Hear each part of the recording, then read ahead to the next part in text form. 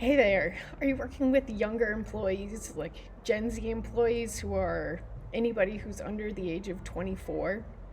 And are these employees, whether they're interns or employees that you might have hired just out of school, are they sort of like sitting at their desks or at their computers with their eyes wide open and like not moving?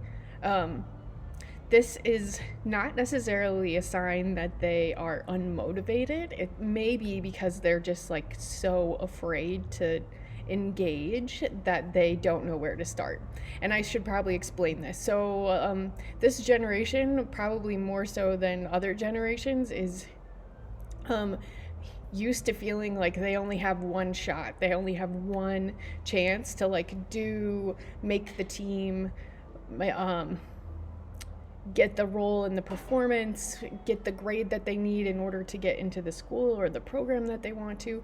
And so, because of that, because things can sometimes, they've grown up in a culture that is sometimes hyper competitive, they may be afraid to engage at work because they're afraid that it's their one chance. Like the project you're asking them to do is their one chance to get it right. And because it's new to them, they don't know how, and that totally freaks them out. And so and because it's new, they don't know to like ask questions or things like that.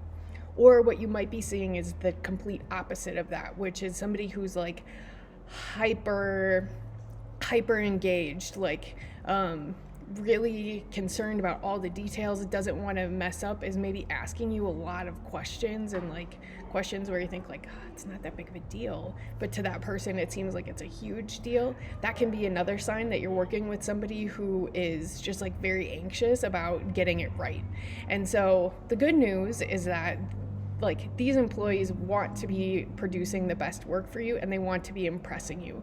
The challenge is that they're just not quite sure how to do it. And so that's where they need you to step in and do some coaching. So what does that look like? That for you is a lot of setting expectations. So getting really clear about the things, like very specifically about the things that you want and need from them, and then telling them that.